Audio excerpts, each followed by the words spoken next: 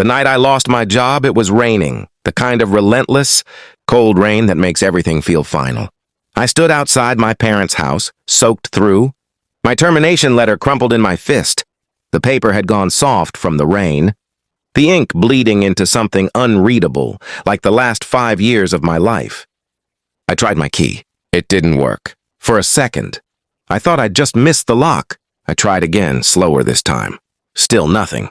A quiet realization settled in my chest. They had changed it. I knocked anyway. The porch light flicked on, harsh and sudden. The door opened just a crack. Just enough for my mother's face to appear. Her expression wasn't worried. It wasn't even surprised. It was guarded. "You shouldn't be here," she said. The words hit harder than I expected.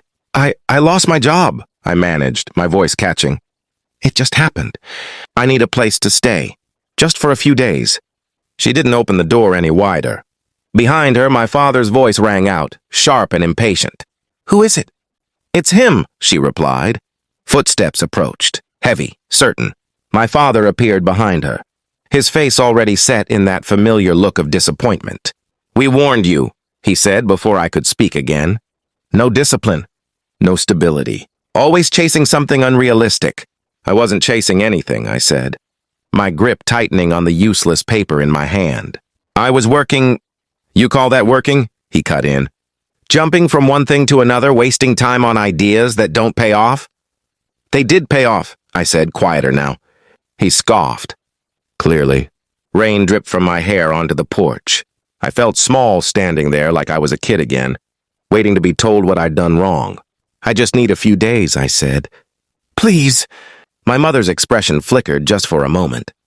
But my father stepped forward, opening the door wider, not to welcome me in, but to throw my old duffel bag onto the porch. It landed with a dull thud. "You've had years to figure things out," he said. "Figure it out somewhere else." The door shut. Not slammed, not dramatic. Just closed. Final. I stood there longer than I should have, staring at the wood grain like it might shift, like this might undo itself. But nothing changed. So I picked up the bag, slung it over my shoulder, and walked back into the rain. The taxi smelled faintly of smoke and something sweet. The driver kept glancing at me in the rearview mirror, probably taking in my soaked clothes and silence. "Where to?" he asked. I hesitated for half a second before giving the address. He raised an eyebrow. "You sure about that place?" "That area's private." "I'm sure," I said. The city lights blurred past the window as we drove. Streets I knew gave way to roads I hadn't seen in years. The farther we went, the quieter everything became. By the time we reached the gates, the rain had softened to a mist. Tall iron bars stretched across the entrance, illuminated by soft ground lights. Beyond them, I could just make out the winding road leading toward the cliffside. The driver slowed. "This is it." I paid him and stepped out, the damp air cool against my skin. Gravel crunched under my shoes as I approached the security booth. The guard leaned out, already suspicious. "Yeah? What do you want?" I gave him my name. His expression changed instantly. He straightened.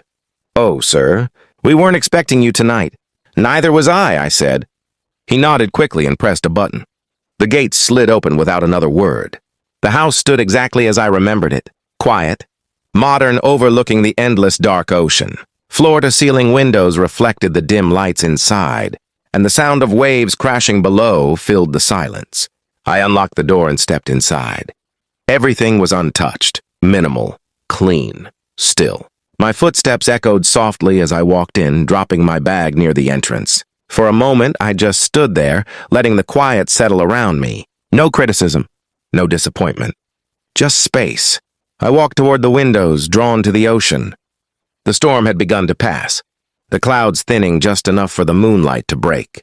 Through in-streaks across the water, I let out a breath I didn't realize I'd been holding. Then I laughed. Not because anything was funny, but because it all finally made sense.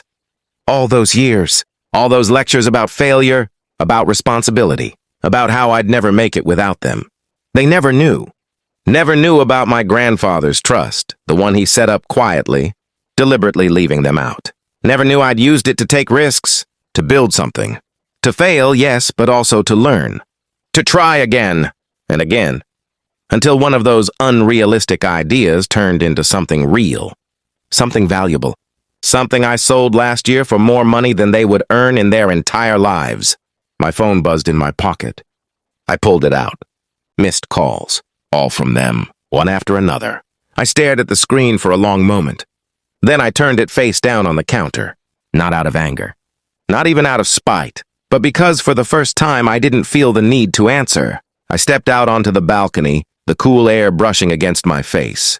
The ocean stretched endlessly ahead, calm now, steady and unbothered. The storm was over, and standing there looking out at something so vast and certain, I realized something simple. They didn't throw me out.